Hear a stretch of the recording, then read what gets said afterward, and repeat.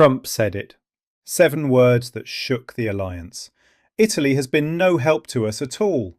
He threatened to pull 12,000 troops. He called Meloni cowardly. He attacked the Pope. And then, 4 days later, he sent his Secretary of State to Rome to fix it.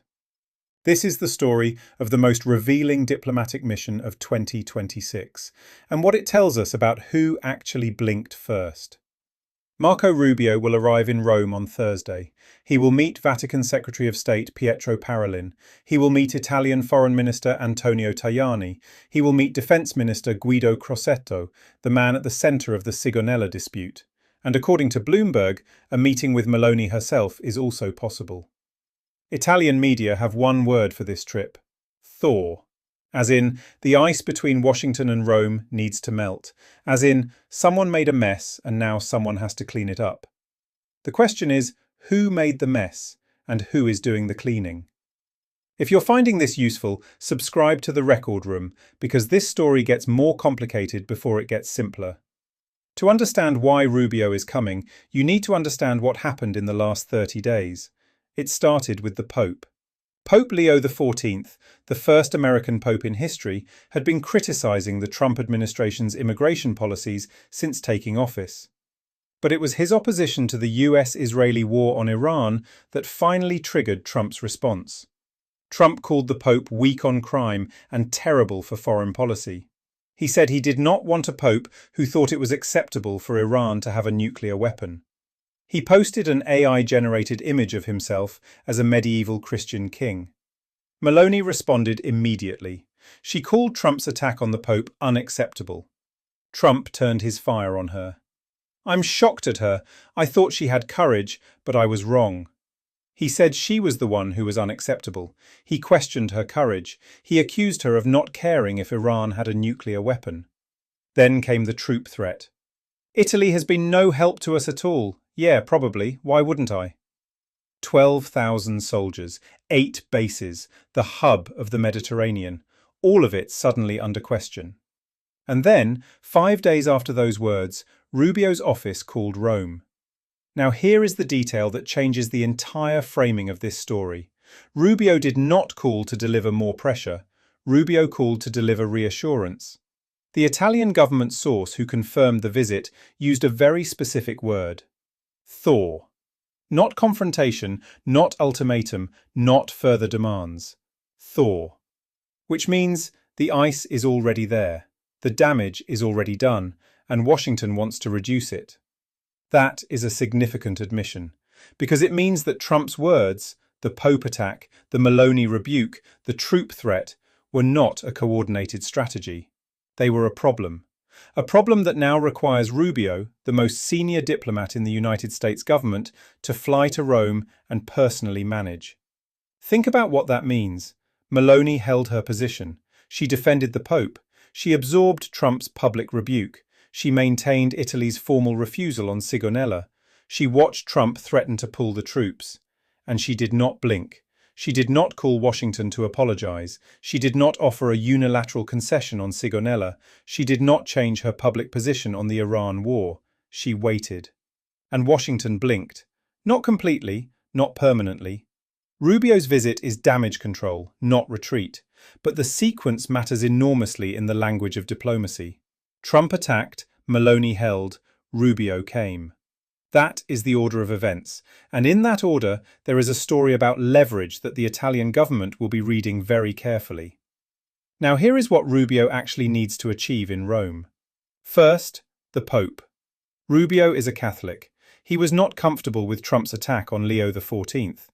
His meeting with Vatican Secretary of State Parolin is an attempt to signal that the United States government respects the institution of the papacy, even if the American president does not always respect the person in the chair. It is a delicate message to deliver, and it requires someone with Rubio's personal credibility as a Catholic to deliver it. Second, Sigonella. His meeting with Defence Minister Crosetto goes to the heart of the military dispute. Crosetto was the man who refused the Sigonella flights. Crosetto was the man who said the refusal was procedural, not political. And Crosetto is the man who, more than anyone else in the Italian government, understands the operational value of the US bases. Rubio's job is to find a formulation, some language, some understanding, some informal arrangement that allows both sides to say they have not lost. Italy can say, "We did not abandon our procedural position." Washington can say, "Italy remains a reliable NATO partner." Both things can be simultaneously true if the language is careful enough. Third, Meloni. The Bloomberg report says a meeting between Rubio and Meloni is possible. The Irish Times says it remained uncertain whether Rubio will also meet Meloni. That uncertainty is itself a diplomatic signal. Meloni has not confirmed she will see Rubio. She is not making it easy, which is consistent with everything she has done since Trump attacked her. She has not chased the relationship. She has not reached out to repair it unilaterally. She has let Washington come to her. And Washington is coming. There is one more dimension to this story that goes beyond Italy. Rubio is not only going to Rome, he is going to the Vatican. And the Vatican visit carries a message that is directed not just at Pope Leo, but at the entire Catholic world. 1.4 billion Catholics. Across Europe, Latin America, Africa, Asia. Many of them deeply unsettled by Trump's attacks on the first American Pope. Rubio's presence at the Vatican is an attempt to signal that the United States has not declared war on the papacy. That message matters far beyond the bilateral relationship between Washington and Rome. It matters in Brazil, in the Philippines, in Poland, in every country where Catholic voters are watching what America does next. The visit is damage control on a global scale, and Meloni is at the center of it. Not because she created the problem, but because she refused to absorb it quietly. She pushed back. She held her ground. She made Trump's words cost something. And now the Secretary of State is on a plane to Rome. Here is what nobody in Washington is saying out loud. The troop threat did not work. Trump said, "Probably, why wouldn't I?" And Italy did not cave. Meloni did not call the White House to apologize. She did not offer Sigonella. She did not change her public position. She waited. And the calculation in Rome was correct, because pulling 12,600 troops from Italy is not a decision that can be made overnight.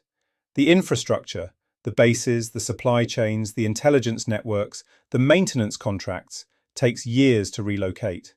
The operational cost to the United States of losing Sigonella, Aviano and Naples would be enormous. Meloni knew this. She knew that Trump's "probably" was theatre, not policy, and she played it correctly. By not reacting, by not conceding, by making Washington come to her.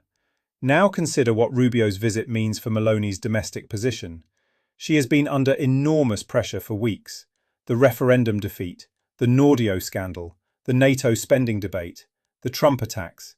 Every one of those pressures arrived in sequence, like waves.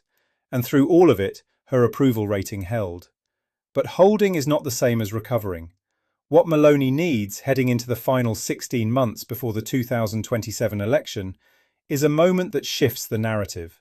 A moment that says, Italy stood firm. Italy did not capitulate. And America had to come to us. Rubio's visit could be that moment, if Meloni handles it correctly. If she meets Rubio from a position of strength, not relief. If she extracts a commitment on the troops, on the bilateral relationship, on the tone from Washington. Then she can take this story to Italian voters and say, they called us no help at all, we didn't move, and they sent their top diplomat to fix it. That is not a small thing in Italian politics. That is the kind of moment that turns a referendum defeat into a footnote. Trump said, no help at all. Rubio is arriving Thursday. The next move is Meloni's. Subscribe to the Record Room, because the next file is already open.